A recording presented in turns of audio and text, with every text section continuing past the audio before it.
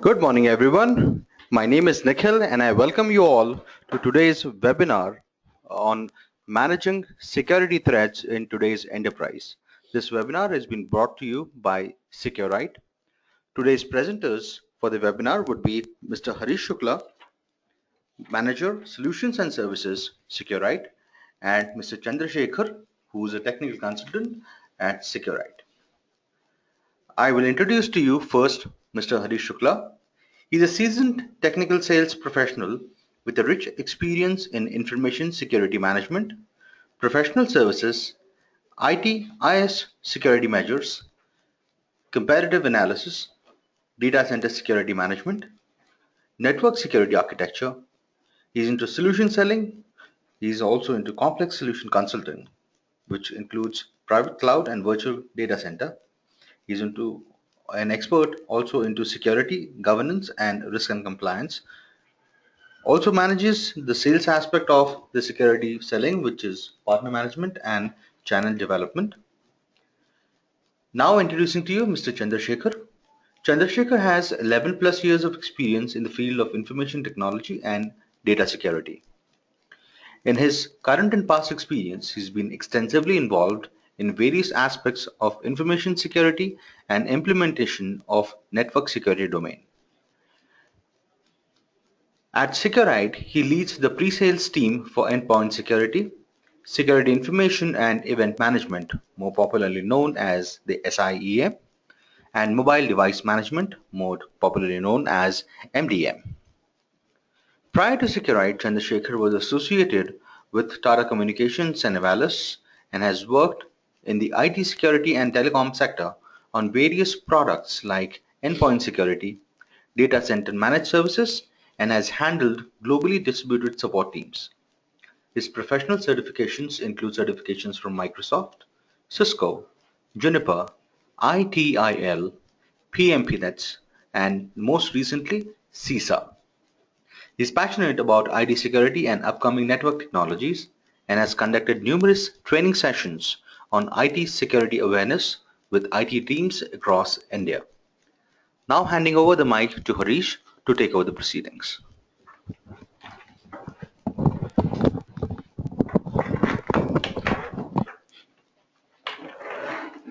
Good morning, everyone, and welcome to this webinar of from Seqrite on managing security threats in today's enterprise. So, in today's session, we would be discussing in brief about why I'm saying brief because this topic itself is very vast and the scope of topic is so large that we cannot cover even 10% of this in one session.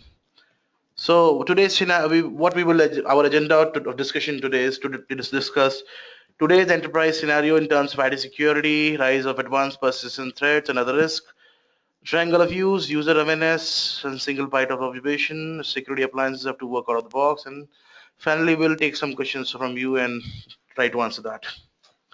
So if you see, I'll just ask him and what exactly we are discussing today. So when I say today's enterprise scenario, we are purely meaning the enterprise in terms of IT security.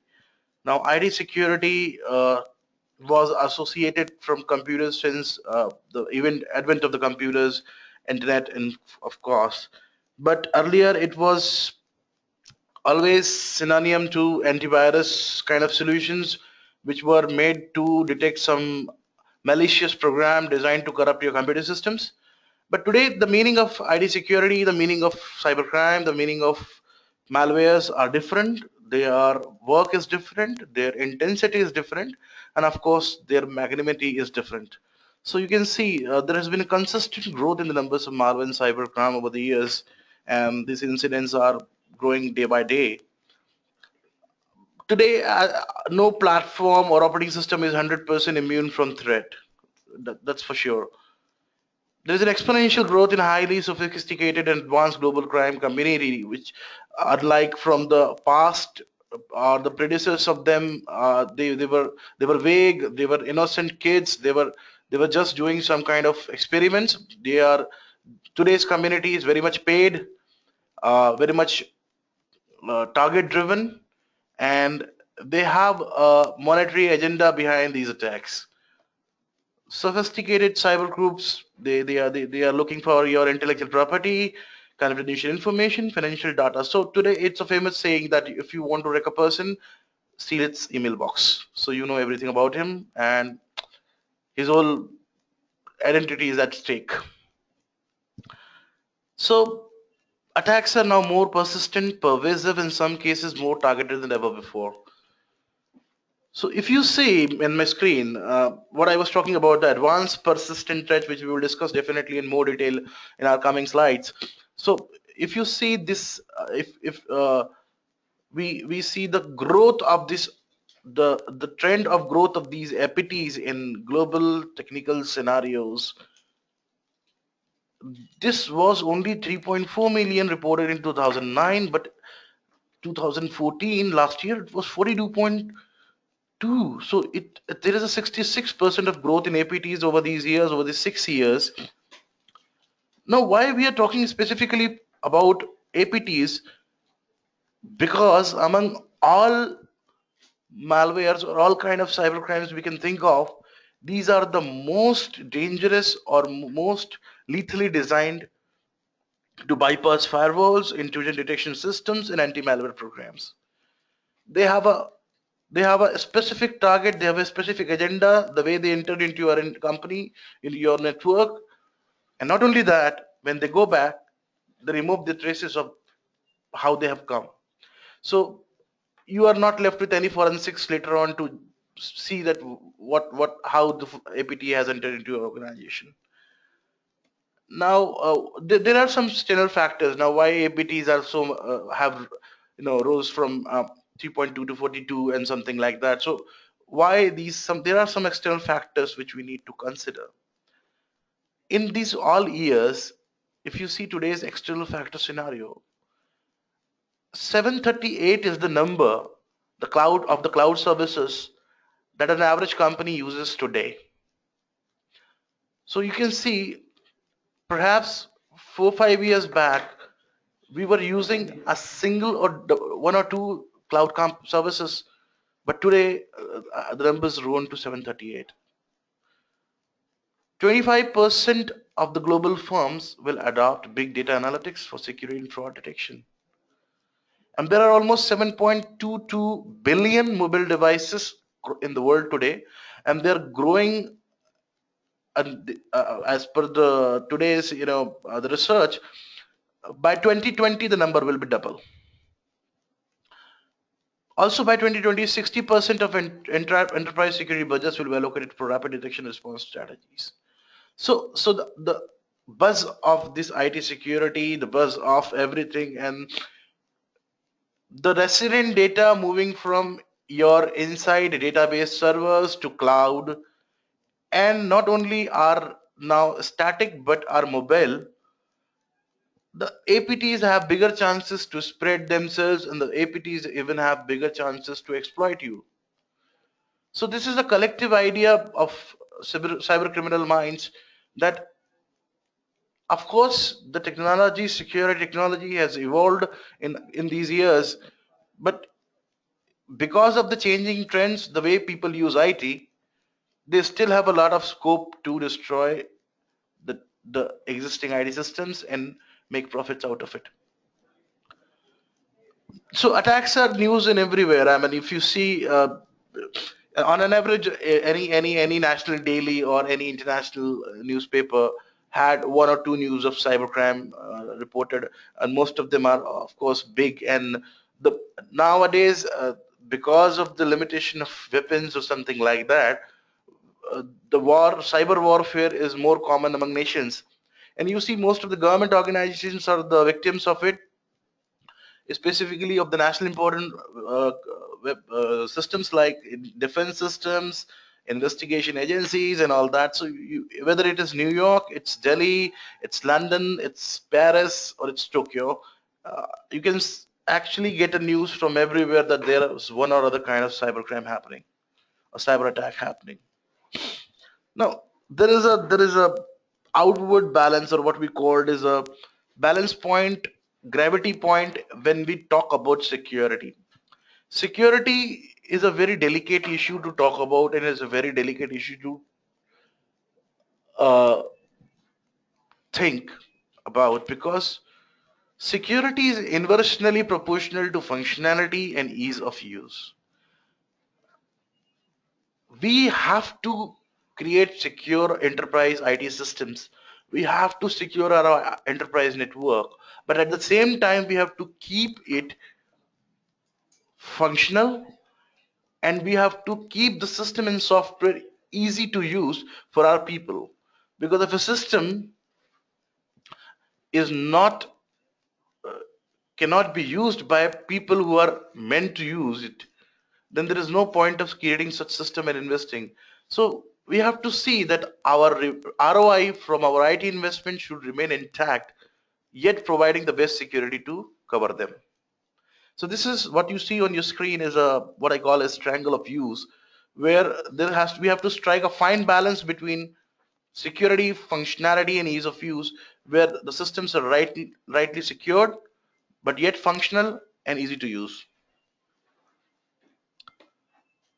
Now, I was talking when we started this seminar, we have been talking about APTs, or advanced persistent threats. Now, whenever we talk about APT, people take it as any other malware category. You talk about virus, you talk about botnets, you talk about trojans, you talk about worms, or you talk about spywares, adwares, or something like that. But APT is not just a malware category. It's not a specific worm or a specific program software which can be used for anybody to do anything. We have to go by its name. It's advanced. Why we say it's advanced? Because unlike its peers, it has an ability to evade detection and still has a capability of accessing well maintained protected networks through backdoor entry, and to steal sensitive information which otherwise is not available to any outsider. Its persistence. It is persistent. When I say persistent, it uses rootkit stealth technologies. So it's very difficult for any kind of automated or manually designed system or manually monitored system to sense its presence, or to trace its route when it has gone back. And as far as threat is concerned, everything has risk. So you must have definitely heard of some names which are more infamous APTs: Stuxnet, Ghostnet, Juku, Flame, Shamoon, or Viper.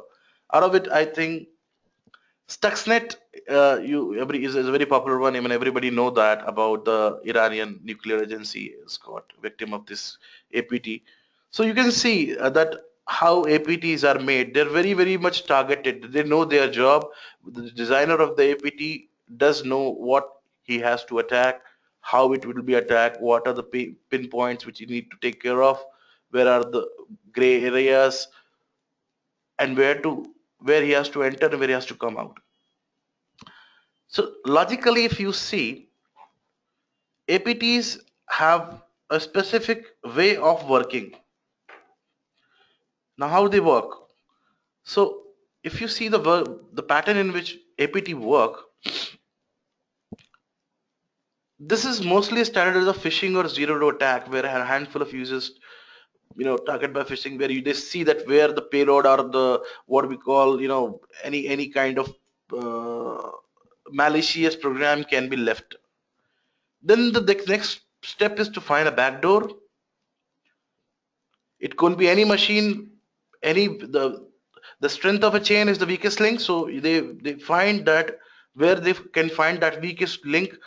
Now, what is this backdoors? There are a lot of options. And people say backdoor might be some left out system or the left out network anomaly. No, the backdoor can be anything.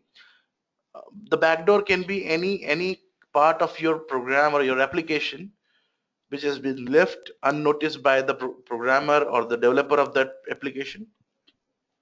Now, this scenario has become more common due to earlier the software programs were made in specific software companies where the fully trained people following SDLC software development lifecycle used to used to make these programs. But today's software application, what we call app, is developed everywhere. I mean, people develop it in households and publish it on mobiles. So I don't know how many of them actually practice the secure SDLC system, that they make sure that this software is audited for report and there is no loophole in the software left for this. But ironically, every software has a backdoor, because what you call is update. You know, your Windows is getting update or your WhatsApp is getting update. Where does that update goes into that software? That's the loophole. So attacker elevates the important user service admin account specific systems once he gets a backdoor. Next is the data gathering, the motive of that APT, the motive of that attack, what kind of data it wants to gather, what kind of data it wants to collect, and finally exfiltrate. Why we do not, now this is the fifth point, is what makes APT a real APT. You know that virus, after doing its job, also resides in your computer.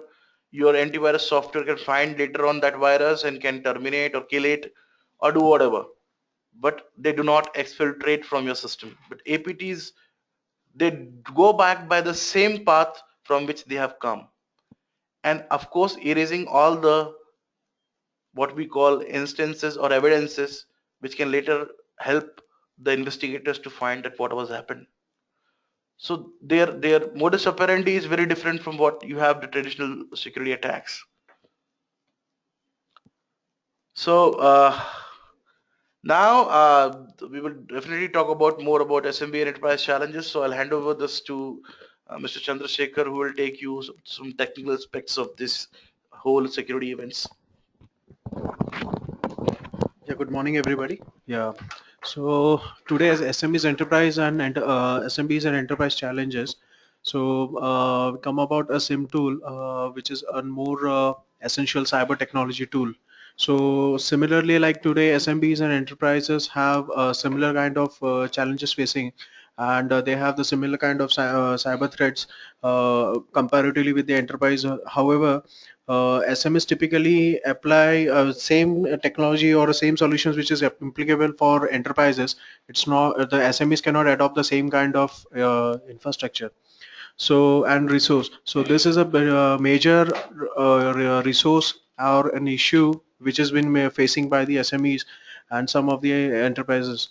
So while we provide a SIM platform which is normally scalable for scaling up for enterprises, but when we try to scale down this to a smaller SMEs, it's become a challenge and it's becoming challenging and more costly for SMEs.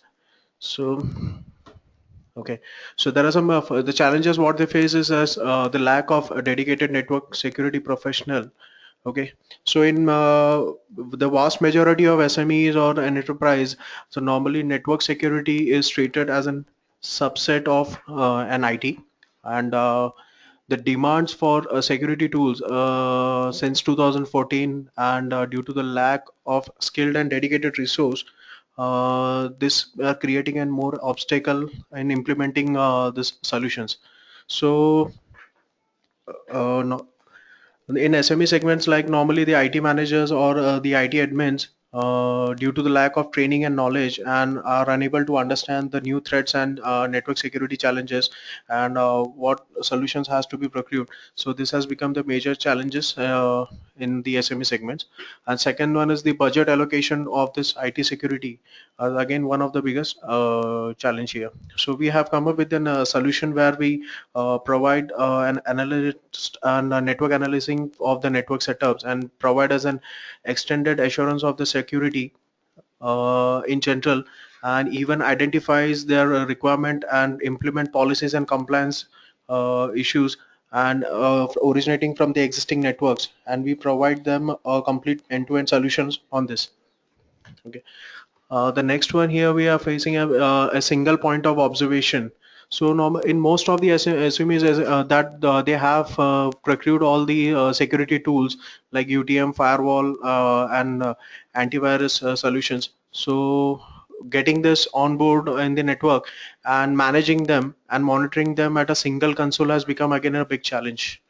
Detecting of threats, prioritizing it, and again, it's a big challenge. So we have bought a solution in this where you get a real time visibility of threat management, even prioritizing those threats, and delivering surveillance throughout the entire network over your all infrastructures. So which includes your network equipments, your servers, your database servers, your application servers, or those servers which are hosted on your cloud infrastructure. So even we provide a detailed access report or a user activity. So in case if there is a changes done in the by any of the user or an admin user, so you get a detailed access log of the activity done, so that in case it doesn't bypass any of the security breaches, and we make sure that the compliance is been managed completely. So here we comes out as a managed service provider. This will help you in providing a cost-effective solutions, which be normally procured only by the enterprise segments, but it can also, these solutions can be delivered to the SME segments also, and which give a single console to monitor this. And you can even if you have a multiple sites and a multi location can be managed through a single console with all the log monitorings and the event alerts on this.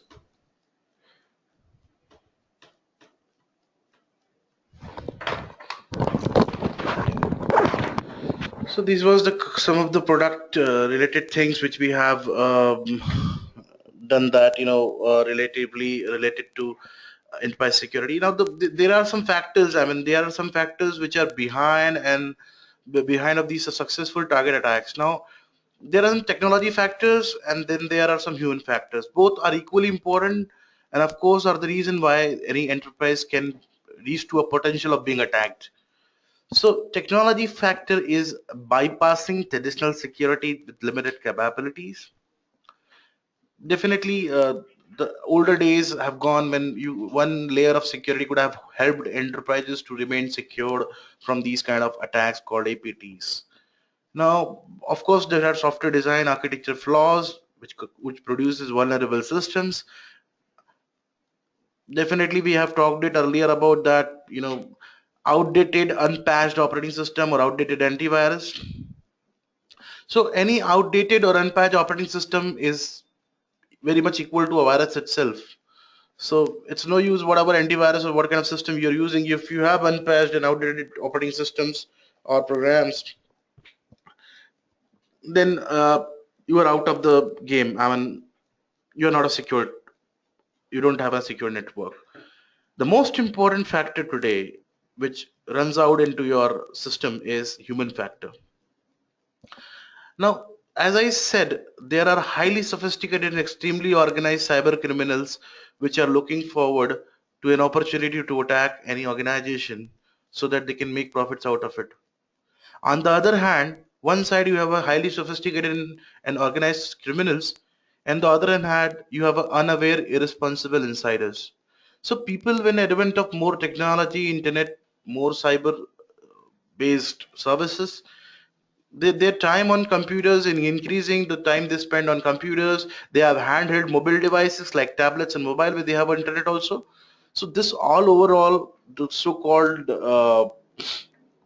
marathon of internet enabled devices is leading us towards a more insecure kind of system, and the user of this system needs to be very much aware and very much educated about what can happen. As I said earlier, also application developers are not following secure SDLC because every software development lifecycle has some steps which are governed by international agencies, and every software development agency should take care of measures that they are following audit reports. But with the advent of the apps which are part of our daily life, you can't be sure that whether it's been followed. Yes, idea admin teams incompetence can also be rigid. It could be inefficient configuration, no matter what best brand of firewall or what best kind of security solutions you buy for your company. If they are not properly configured and they are not the policies are not properly placed, they are of no use to you. A firewall without a policy is a junk box lying in your data center. So the efficient security people, when I say security people, there are two different type of people: IT people and security people. IT people are self only IT people, and security people are ID and security people. So they know. So there is a step. I mean, there are programmers, then there are IT people who understand IT, like computers. There are people above them who understand how these computers talk to each other, which we call network people. And above these two, they know what computers are, they know what networks are, and they also know how to secure them. These are network security people. So this layer needs to be achieved in every organization if you want to create a secure IT infrastructure where people can use internet without any kind of fear. So that's what our problem is, that if we SMBs generally now when we are talking about two kind of network setups here, one could be a larger enterprise or emerging enterprise where you have all those facilities available, where you have intelligent people, where you have trained people. But in the case of SMBs, they do not have a dedicated personnel that can write rules for incident detection, create inputs for compliance reporting, and write scripts to connect platforms via APIs. So these kind of systems, what we need to do in this case. Also, generally SMBs hire one or two people. The staff is the IT department very much understaffed, so you do not have enough manpower to cover all the aspects of security in IT. So what do we do in that case? In that case, we need to do all automated systems, and we have to put all the automated systems in place where they can cover up the manual discrepancies, they can cover up the manual loopholes which they might have left in the network security domain. So our system or our security appliances, our security software have to work out of the box, have to work beyond their capabilities, and this can only be achieved when we are using world-class security systems. So, my friends, with this, at last we have a mantra for you. We have to be more, we have to, make our people responsible. We have to make our people more vigilant, more evident for their security. They have to be more like, so what we need to do, we have to develop a culture. Security should be in the culture. Like IT security should be in the culture of the organization. People should be taught how to behave ethically. They should taught how to behave. You must have learned how an biggest security company like uh, RSA was attacked, and RSA, is a player which handles most of the biggest security infrastructure, including NASA. So that company got attacked because you can sense the reason why it has attacked, because one of the employees of RSA clicked a simple link which he thought was sent to him by his HR. So you can see the trivial reason, the very very small reason which made a company like RSA being attacked. So the mantra, what's up, what DDoS is. So anyways, we are not talking about the DDoS, denial of service attack. We are talking about DDoS mantra for base enterprise security, which is design a good security strategy. Security should be in your strategy. Security should be in your function. You have to understand current threat landscape relevant to your computing environment. And of course, if you are a 5 million company, you should not spend 50 million on IT security. So everybody has different levels of IT security requirements. So you should understand what kind of security requirements you need, what is your computing environment scope, and accordingly you have to go with the policies and periodic auditing and revision. Also, you have to develop the efficient security infrastructure. Definitely the attack can do more harm to your bank account than a machine can do. So, and any SMB or any enterprise have more money in their bank account than an individual, so they should understand that they should be very much uh, vigilant when it comes to how much they should spend on the infrastructure. Yes, observe and track every smallest activity to sense anomaly. Early detection is early reaction and the lesser impact.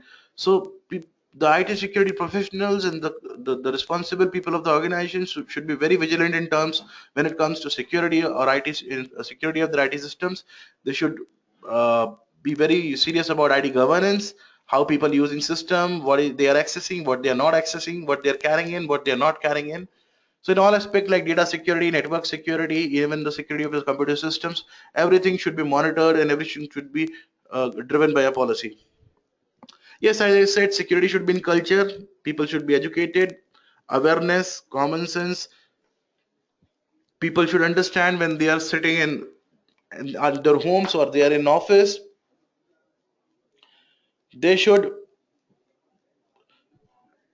be more done. So culture, when I say culture, there are a lot of things. We are very vigilant about our physical security. Like you might find offices doing fire drill mocks and any kind of evacuation mocks in terms of anything, if the building caught fire, what they should do in case building caught fire, or what they should do in case any terrorist attacks happens on the building. So these kind of mock drills are very common nowadays in enterprise scenarios. Why don't we do a IT security mock drill? What happens if your security system get attacks? Like in very much enterprise, people see how many people lock their screen when they get up from the workstations. I don't see most of them lock their screens when they get up from the workstations. How many of you think really that even most of the software companies, I have already given you example of RSA, which is a security company, get hacked because somebody from their ID staff or somebody from their staff clicks on a link which he should not. So we need to understand what we are clicking at, which page we is opening, what we are downloading, we are not downloading, what you're uploading, everything. Because one thing that goes into internet never gets deleted. So you should be very, very vigilant and very much serious about the IT security because one simple wrong click can destroy whole organization's IT reputation and business reputation in the market. So that's what I we have all to say now. Uh, we are handing over back to Nikhil. So I hope you have a good time with us. If you have any questions, please roll out and have a nice weekend ahead. Thank you. Thank you very much, Harish and Chandrasekhar, for your insights on the enterprise security scenario today and steps to be taken in order to mitigate risks involved into enterprise security and bring in strong and good enterprise security practices. With this, I would conclude the session. In case you have any questions, you can put them in your chat box and we will try our best to answer all your questions today. In case you have questions for later, you can write to us at support@seqrite.com and we will respond to your answers there. If you'd like to wish to follow us on Facebook, you can follow us on facebook.com/securite. Our Twitter handle is twitter.com/securite. The Google Plus link for Seqrite is bit.ly/Seqrite Google Plus. You can follow us also on LinkedIn with the company name Seqrite. And this video would be hosted on a YouTube channel, and the link would be bit.ly/Seqrite YouTube. To know more about the IT security, enterprise security products from Seqrite, visit us at seqrite.com. We would now begin with the question and answer session.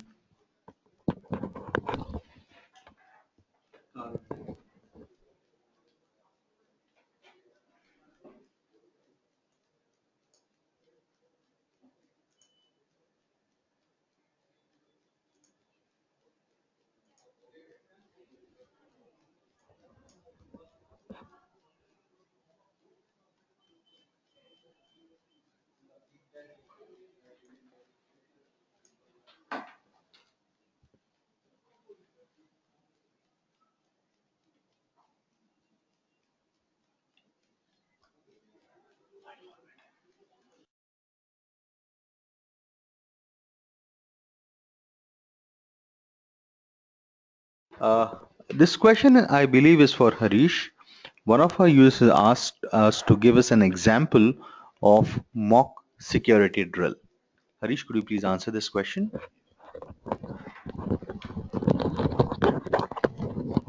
So mock security drills, yeah, there are several examples to do this, but when we were talking about enterprise security, in fact, we do for users also, that, as I said, that to just to check that how many workstations are being logged when the people person is not on his workstation.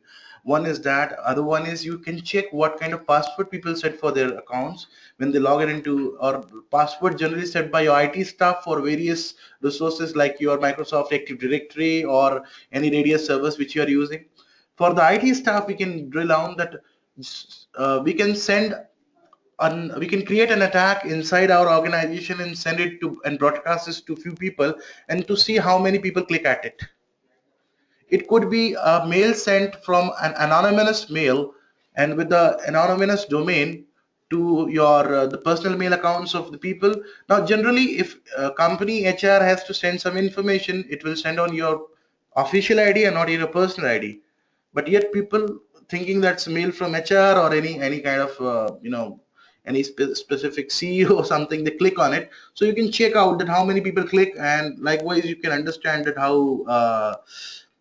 how good people are in creating all these things. So simply, if for the higher end, I mean, it's not only for the users, common users or general users of the organization. Also, it's time to check your firewall policies or your security policies are in place or not. You can create attacks and you can try creating hacking your own server from outside or cyberspace. You can check whether your VPN connections can be compromised. If somebody from outside network tries to connect you through your VPN server, can he succeed and all that. We have another question from one of the attendees of today's webinar. Is there any technical vulnerability assessment methodology or tools ready to check organizations' technical vulnerabilities? Uh, yes, there are some standard vulnerability assessment methodology tools which are available in with audit and compliance agencies, and people do use that in various but practically and frankly they are not sufficient enough to test your assessment or to assess your security because it could vary in millions of numbers or billions of permutation and combinations if you want to really do it with a tool, because the attacker's mind can go in any way. And you know if it depends on purely depends on the application, on the network or the system. So we can do the vulnerability measurement on that basis, and we can define a different kind of testimonial for this different kind of applications, because applications differ in by their very nature. Some applications are mass applications which are designed to be used by masses. Some are used by specific, some are one way, other way. So that we can actually use these traditional methods. But yes, thinking out of the box and thinking like an attacker is a different idea of getting and really testing your organization's IT preparedness.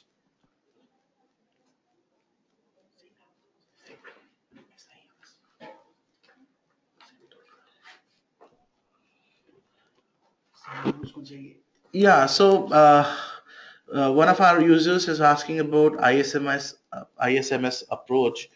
And yes, of course, there are SIEM tools which are available. And today's generation, see, basically, when you see the assessment tools today, people not need reactive methods like firewall or antivirus. Today, people need live methods. We are proactive methods to counterfeit these kind of attacks, and these kind of security incidents and even management tools are available, which provide you real time monitoring of your network. So basically, the monitoring is done. There are the five basic pillars of monitoring. That is, what is the source IP, source port, destination IP, destination port, and the protocol being used. So these are the five pillars on which you can monitor. And SIEM, there are so many now. There are more intelligent SIEMs in the market.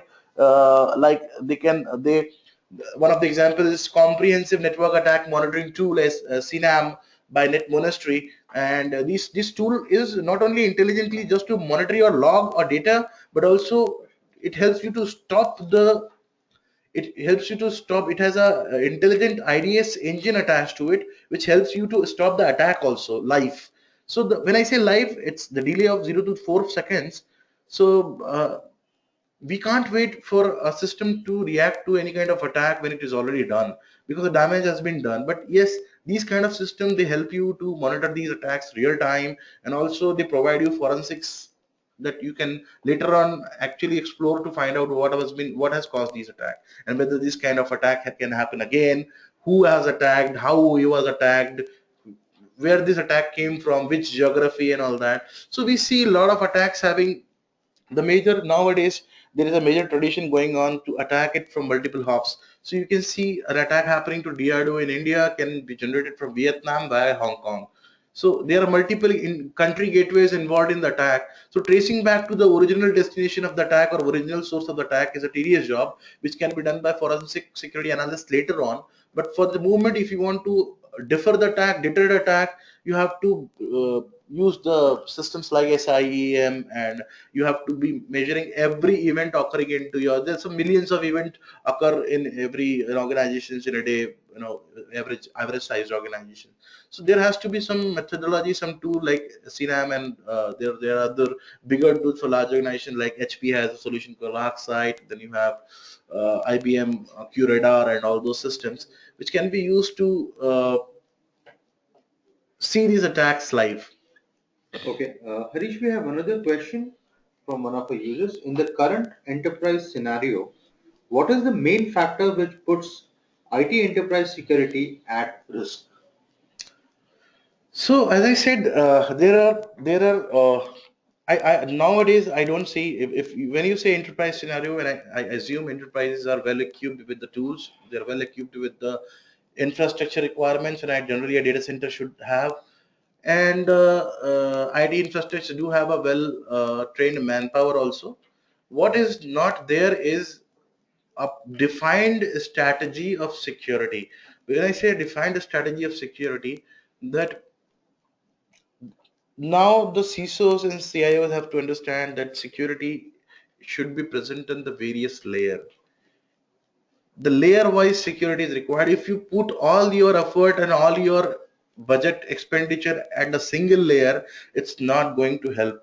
So single place monitoring is not enough. You have to have one security tool at everywhere. Like when I say layers, layer are like at user level, at network level, at data level, at real-time traffic path level. I mean, the real-time traffic path means your router or anywhere the security incidences are happening. Everything should be protected, and one notch of security should be present everywhere. And of course, as I said, the human factor, the insider factor, what we call the insider factor, is very much important here, and we need to train our users to be, how they should behave secure on internet. Okay, we have a very relative question here which has come up from one of our attendees. Uh, how much potential does the human factor have to create instability in the IT network system? I think we have already discussed this. We have already. I've told during my presentation that the RSA, one of the biggest security companies in the world, got attacked because of single click done by his employees. So you can measure the potential the human factor has to create or jeopardize your security system. So it's very now people are companies are very much adopting the various measures to do that there are DLP, data loss prevention systems. Then there are phishing or web control mechanisms where phishing links should not reach to users, spam mail should not reach to your mailboxes, and all that. These measures are being taken, but still you can't measure, because nowadays the internet are such a fast mechanisms. You almost get an average speed of 20 mbps in your office. So the moment you do a second kind mistake for a second, it's done. Very true. Very true. I think this question is for Chandrasekhar. Which are the different compliance mechanisms which need to be followed by different industries? Okay. So there are different compliances which are used by HIPPA. This is normally for the health industry. We have PCI DSS, which is used by the payment gateway industry. GLBA and SOX, SOX, both are used by the financial industries and banking sectors.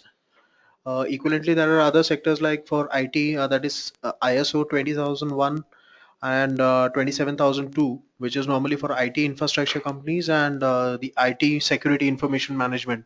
So normally there's a question from someone who has understand as a part of ISM approach.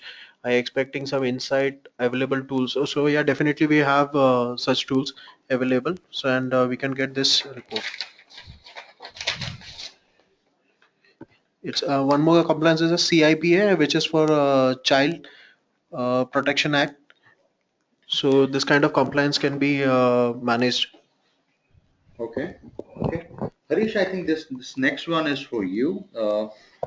Someone from our audience would like to know more about what is the insider syndrome. So insider syndrome, as we have already discussed, like insider is the person. Most of the time, when we talk about attackers, we want to talk about attackers. We often say that these guys must be outside your or your system, outside your organization, and they are trying to attack you from the outside. They are trying to attack you from some remote locations, which is not in your office. But it's not true always. It's not true always.